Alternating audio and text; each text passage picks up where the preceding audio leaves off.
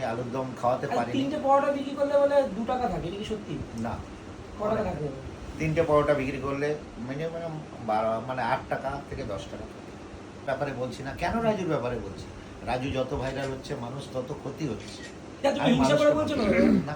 কোনো হিংসা নেই তো? না না না, কোনো হিংসা নেই। আমি রাজু স্ট্যাগেলকে স্যালুট জানিয়েছি, যে এত পরিশ্রম করেছিলেন।